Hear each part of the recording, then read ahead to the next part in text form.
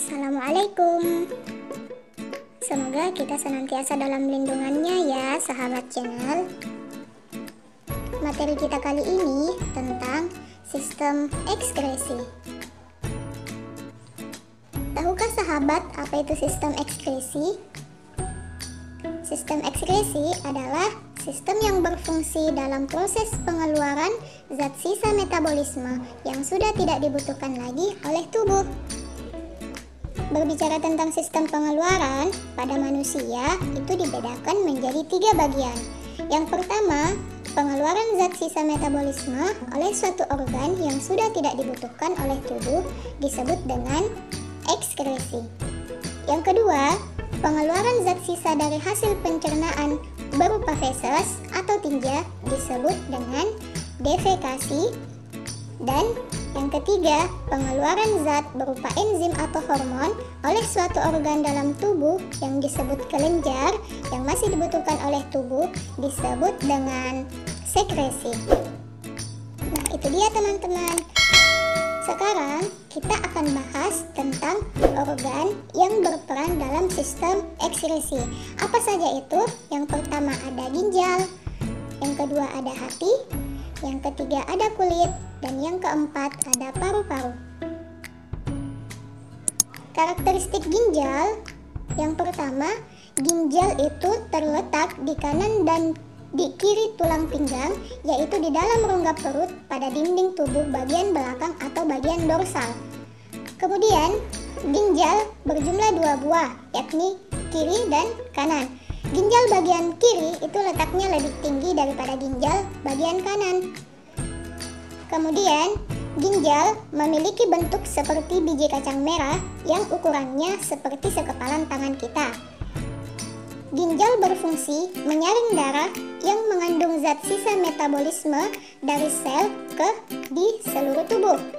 Nah, ginjal ini mengeluarkan zat sisa dalam bentuk urin atau air kencing, di mana zat yang terkandung dalam urin dapat berupa urea, amonia, dan juga air. Nah, selanjutnya ada struktur ginjal.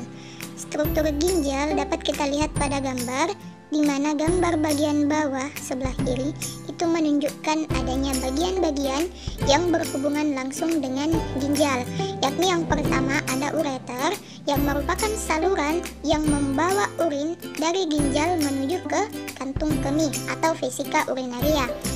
Kemudian yang kedua ada kantung kemih itu sendiri yang merupakan kantong penampung urin yang ukurannya itu bergantung pada jumlah urin yang ditampungnya. Dan yang ketiga, maaf ya, nggak kecantum, yakni ada uretra, di mana uretra ini merupakan lanjutan dari kantung kemih berupa saluran yang berfungsi sebagai tempat keluarnya urin. Nah, kemudian di gambar bagian tengah itu ada sebuah ginjal yang dipotong secara melintang. Pada gambar tersebut dapat kita lihat bahwa ginjal terdiri atas beberapa bagian. Yang pertama, bagian paling terluar disebut dengan korteks renalis atau kulit ginjal. Pada korteks ini terdapat jutaan nefron yang tersusun dari badan Malpighi dan saluran-salurannya.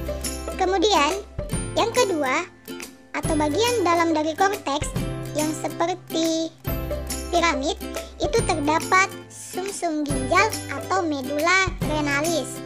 Nah, dan yang terakhir ada pelvis renalis atau rongga ginjal yang dimana masing-masing medula itu punya saluran dan berkumpul di pelvis renalis ini. Selanjutnya, gambar bagian kanan atas itu merupakan nefron, di mana nefron ini adalah unit penyusun utama ginjal yang berfungsi untuk proses pembentukan urin. Nefron untuk bagian korteks renalis itu terdapat kapsula Bowman dan glomerulus, di mana kapsula Bowman dan glomerulus ini merupakan bagian dari badan Malpighi. Selain itu juga terdapat saluran atau tubulus, yakni tubulus contortus proximal dan tubulus contortus distal. Sedangkan untuk nefron pada bagian medula renalis itu terdapat yang namanya lengkung Henle dan juga ductus collectivus atau saluran penampung. Nah, untuk kapsula Bowman dan juga glomerulus atau disebut dengan badan Malpighi, disinilah terjadi proses pembentukan urin pada tahap filtrasi. Selanjutnya ada proses pembentukan urin. Yang pertama ada tahap filtrasi atau proses penyaringan darah.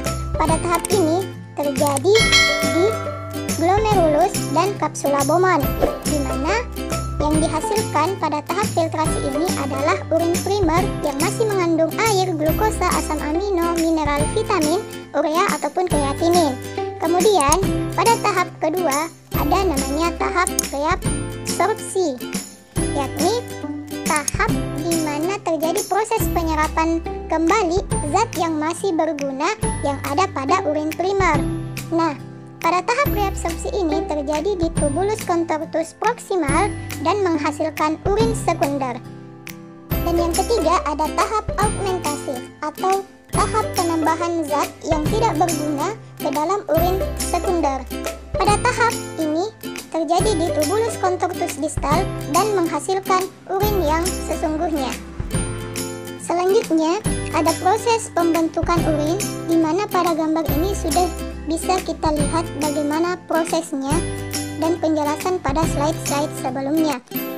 Proses pembentukan urin ini terjadi dalam 3 tahap, yang dimana tahap pertama atau filtrasi itu terjadi pada badan Malpighi, dan yang kedua tahap reabsorpsi terjadi pada tubulus contortus proximal, dan tahap augmentasi itu terjadi pada tubulus contortus distal. Selanjutnya kita bahas tentang gangguan atau kelainan atau penyakit yang dapat terjadi pada ginjal. Yang pertama ada nefritis. Nefritis adalah penyakit akibat rusaknya nefron, terutama pada bagian glomerulus ginjal. Nefritis ini disebabkan oleh infeksi bakteri Streptococcus. Yang kedua, ada penyakit atau gangguan batu ginjal, di mana batu ginjal ini terjadi akibat terbentuknya endapan garam kalsium di dalam rongga ginjal atau pelvis renalis, saluran ginjal, dan atau kandung kemih. Kemudian, terdapat pula albuminuria, yang merupakan penyakit yang terjadi akibat adanya kerusakan pada glomerulus yang berperan dalam proses filtrasi atau penyaringan, sehingga pada urin ditemukan adanya protein. Kemudian, terdapat penyakit hematuria yang ditandai dengan adanya sel darah merah pada urin, di mana penyakit ini juga dapat disebabkan oleh adanya infeksi bakteri pada saluran kemih ataupun gesekan antara saluran kemih akibat dengan batu ginjal. Penyakit selanjutnya ada kanker ginjal, di mana penyakit ini timbul akibat pertumbuhan sel pada ginjal yang tidak terkontrol di sepanjang tubulus dalam ginjal, sehingga penyakit ini dapat menyebabkan adanya darah pada urin serta kerusakan ginjal dan dapat mempengaruhi kerja organ lainnya. Selanjutnya ada anuria, di mana anuria ini adalah kegagalan ginjal dalam proses filtrasi sehingga tidak dapat menghasilkan urin. Dan yang selanjutnya ada diabetes mellitus, yang merupakan penyakit akibat kegagalan ginjal dalam menyerap glukosa sehingga glukosa ikut keluar bersama urin.